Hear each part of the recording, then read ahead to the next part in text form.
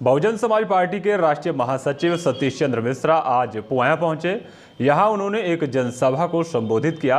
कार्यक्रम के दौरान उन्होंने समाजवादी पार्टी और भारतीय जनता पार्टी पर जुबानी हमला बोला। उन्होंने कहा कि सपा और भाजपा छोटे दलों से गठबंधन करके बैसाखी की तलाश कर रही है, क्योंकि दोनों ही पार्टियां गठबंधन के दौर से गुजर रही हैं।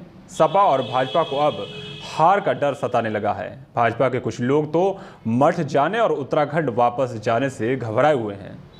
सतीश चंद्र मिश्रा ने दावा किया है कि बीएसपी इस बार पूर्ण बहुमत के साथ सरकार बनाएगी।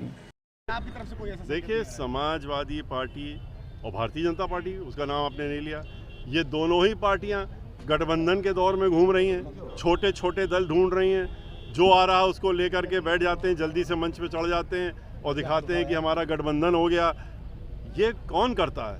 आप ये भी तो कभी सोचिए, गठबंधन के लिए वो परेशान हो रहा है जिसके पास अपनी खुद की क्षमता नहीं है, जो कमज़ोर हैं, जो इस समय कहीं पर कमजोरी जो बैसाखियों में चल रहे हैं, ये बैसाखियां ढूंढ रहे हैं। बहुजन समाज पार्टी इतनी मजबूती से उत्तर प्रदेश में चुनाव लड़ रही है कि अब की बार पूर्ण बहुमत की सरकार अपने दल में अपने दम पे बनाएगी। उसको किसी बैसाखी की जरूरत नहीं। इसलिए शिलान्यास, देखिए, हमने आपसे कहा ना कि शिलान्यास का तो दौर चल रहा है। शिलान्यास का दौर तो देखिए, जब तक घोषणा नहीं हो जाएगी, चुनाव आयोग द्वारा आचार संहिता नहीं लग जाएगी, तब तक यही होता रहेगा। और चुनाव की घोषणाएं होती रहेंगी कि इसका शिलान्यास, उसका शिलान्यास, लेकिन जो शिलान्यास पिछले 5 सालों में या पिछली बार हुए थे, उनका कोई अता पता नहीं है। ये पत्थर लगे रहेंगे और उसमें कोई काम नहीं होगा। लखीमपुर में केंद्रीय गृह राज्य मंत्री अजय मिश्र टेनी द्वारा मीडिया कर्मियों के साथ बदसलूकी और हाथापाई को उन्होंने दुर्भाग्यपूर्ण बताया है। इस दौरान उन्होंने कहा कि एसआईटी की रिपोर्ट लगने के बाद भी केंद्रीय मंत्री को हटाया नहीं गया, ये सरकार की मनमानी है। देखिए, ये बहुत इससे बहुत आघात है। और खाली आम जनता, खाली किसान नहीं, पूरे प्रदेश, पूरे देश में लोग इसको एक ऐसे गलत तरीके से देख रहे हैं, लेने का काम कर रहे हैं कि ऐसी उम्मीद इस सरकार से नहीं थी कि इतना नीचे गिरना पड़ेगा।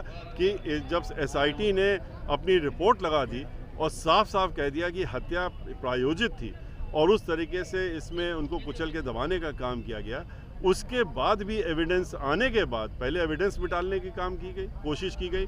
जब एविडेंस नहीं ख़त्म हो पाई, मीडिया के लोगों ने एविडेंस दे दी, जो लोग अपना मोबाइल लिए हुए थे उन्होंने दे दी।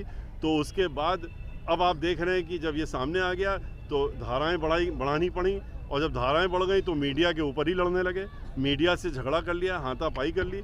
क्या आज के ज़माने में मीडिया अगर कोई आपसे प्रश्न कर रही है, आप हमसे कोई प्रश्न करें और अगर प्रश्न का जवाब आप नहीं दे सकते हैं, मत दीजिए। लेकिन ये कि आप मीडिया को चोर उचक्का और पता नहीं क्या क्या आपने कौन कौन से शब्द ले लिए जो हम लोग ले भी नहीं सकते इस समय, और ऐसे कह करके कि आप लोगों ने प्रायोजित ढंग से हम फंसा दिया है हमको, और ये सब झूठे आरोपों में आपने लगा दिया। और मीडिया के एक कर्मी का उन्होंने कॉलर पकड़ने का काम किया, मोबाइल छीनने का काम किया। तो ये दिखाता है इनका फ्रस्ट्रेशन। अब ये चुनाव हार रहे हैं पूरे उत्तर प्रदेश में और चुनाव और मैदान से बाहर जा रहे हैं, तो उसी लिए ये परेशान होकर के कि वापस जाना पड़ेगा, चाहे वो मठ में जाना पड़े, चाहे वो कहीं उत्तराखंड जाना पड़े, कहीं जाना पड़े। तो इसलिए घबराहट में ये सब काम हो रहा है।